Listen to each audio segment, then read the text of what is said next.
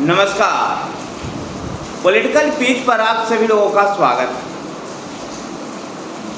कांग्रेस के नेता, कांग्रेस के पूर्व अध्यक्ष और इस समय लोकसभा में नेता प्रतिपक्ष राहुल गांधी ने अमेरिका में जाकर के फिर से एक बार भारत का अपमान करने का काम किया। साथियों, राहुल गांधी और कांग्रेस पार्टी को इस बात में फर्क करना होगा कि सरकार की आलोचना और देश की आलोचना का जो फर्क है, इसको समझना होगा।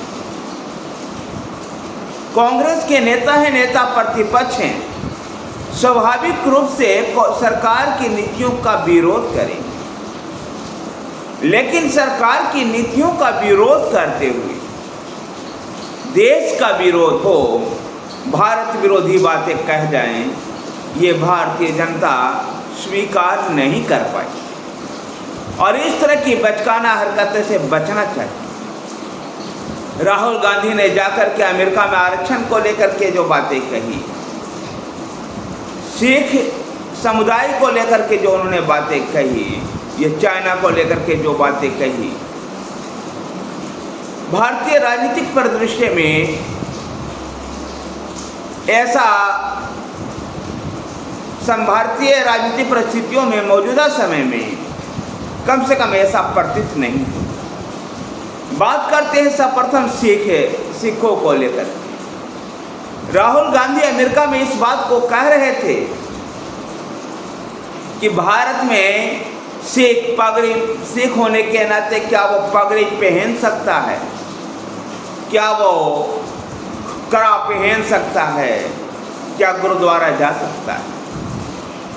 राहुल गांधी और तमाम कांग्रेस के साथियों से मेरा अनुरोध है कि वो दिल्ली में या दिल्ली पूरे भारत में किसी भी धार्मिक स्थल पर जाएं, उनकी स्वतंत्रता है। भारत का सिख समुदाय पूर्णतः सुरक्षित है। वो गुरुद्वारा में जाने के लिए, कड़ा पहनने के लिए, पगड़ी पहनने के लिए स्वतंत्र है और ऐसा सिख समुदाय के लोग भी कह रहे हैं। राहुल गांधी ठीक उसी प्रकार की भाषा बोल रहे हैं जिस प्रकार से आतंकवादी बब्बर खालसा का आतंकवादी पन्नून बोलता था।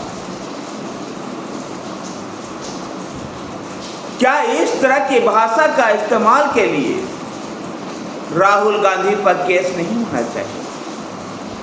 खैर, केस हो या ना हो, लेकिन एक प्रतिपक्ष के नेता जो एक संवैधानिक का पद भी है, इस संवैधानिक पद पर बैठे हुए व्यक्ति के द्वारा इस तरह का भारत को लेकर चित्रांकन करना, इस प्रकार के भारत के चरित्र को बताना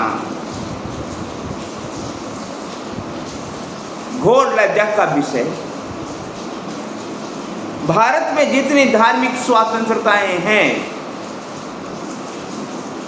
संभवतः मुझे नहीं लगता किसी और एशियाई देशों में होगा। फिर भी राहुल गांधी का इस तरह का वक्तव्य बिल्कुल ही शोभा नहीं। हाँ, सरकार की नीतियों का विरोध कीजिए, आरएसएस के विचारों का विरोध कीजिए, भारतीय जनता पार्टी के विचारों का विरोध कीजिए, लेकिन इसका मतलब ये नहीं है कि आज भारतीय जनता पार्टी सत्तारूढ़ है तो भारतीय जनता पार्टी की नीतियों की आलोचना करने की बजाय आप देश का ही गलत तथ्यों को पेश करेंगे, ये उचित नहीं। दूसरी बात उन्होंने कहा, चीन मैन्युफैक्चर हब है। आज राहुल गांधी से पूछना चाहता हूँ, चीन मैन्युफैक्चर हब पिछले 10 साल के अंदर नहीं बना। चीन मैन्युफैक्चर हब है, इसमें कोई दो मत नहीं। एक बड़ी इकोनॉमी भी है, इस बात पे हम सहमत हो सकते हैं, लेकिन भारत से चीन के मैन्युफैक्चरिंग हब बनने के पीछे की जो कहानी है, क्या भारत में भी वैसा ही होना चाहिए? किसी को कुछ भी न कहने की जो आज़ादी चीन में है, कि वहाँ की चीन की कम्युनिस्ट पार्टी ने जो कह दिया वही कानून है। क्या ऐसा भारत में भी होना चाहिए। क्या नरेंद्र मोदी की सरकार और भारतीय जनता पार्टी की सरकार लोकसभा और राज्यसभा यानी संसद के अवहेलना करते हुए कोई कानून बनाएगी तो कांग्रेस पार्टी स्वीकार करेगी? करना भी नहीं चाहिए। इस बात को ध्यान में रखना होगा कि चाइना का शासन व्यवस्था और भारत की शासन व्यवस्थाओं में अंतर है। चाइना में वन पार्टी सिस्टम है, जहां चाइना कम्युनिस्ट पार्टी ने जो कह दिया वही कानून है, जबकि भारत में मल्टी पार्टी सिस्टम है। सत्ता में होने के बाद भी भारतीय जनता पार्टी को कई बार और कई मर्तबा, न केवल भारतीय जनता पार्टी को बल्कि किसी भी सत्तारूढ़ दल को अपने नीतियों को पूरी तरह से लागू नहीं कर पाती, क्योंकि यहाँ का जो फेडरल सिस्टम है, जो पार्लियामेंट्री सिस्टम है, वो उसमें कई बार बाधा बनता है और ये सही भी है और बनना भी चाहिए। तो चाइना से कंपेयर करना भारत की राहुल गांधी की नासमझी का एक और प्रतीक है। आरक्षण को लेकर जो उन्होंने बातें कही, जब वो भारत में होते हैं तो जाति जनगणना की बात करते हैं, आरक्षण की बढ़ाने की बात करते हैं, जिसकी जितनी हिस्सेदारी उतनी भागीदारी की बात करते हैं, और अमेरिका में जाकर के कहते हैं कि जब भारत में भेदभाव रहित होगा तो आरक्षण को खत्म कर दिया जाएगा। राहुल गांधी जी, मैं आपको पूछना चाहता हूं आपसे कि भारत भेदभाव रहित कब होगा? इसका क्या पैमाना है? ये पैमाना भी आप बता दीजिए। ये केवल आपके कहने से और आपकी पार्टी के कहने से भारत में भेदभाव खत्म नहीं हो जाएगा। आप इसके एक पृष्ठभूमि तैयार कर रहे हैं कि कल सत्ता में आएंगे और इस भेदभाव को समाप्त कर देंगे।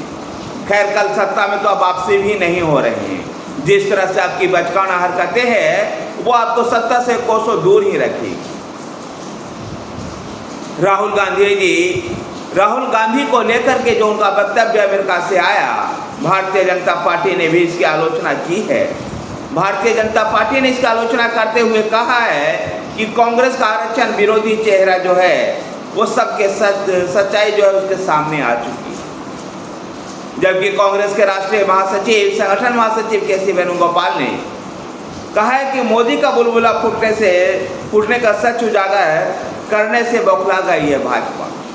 केसी वेणुगोपाल जी और राहुल गांधी जी, भाजपा बौखलाई है या नहीं, लेकिन आप लोग एक जिस स्वप्न में जी रहे हैं कि 2024 में आपने मोदी को पटखनी दे दी, तो ये आपका दिवा स्वप्न समाप्त दिवा स्वप्न ही रह जाएगा।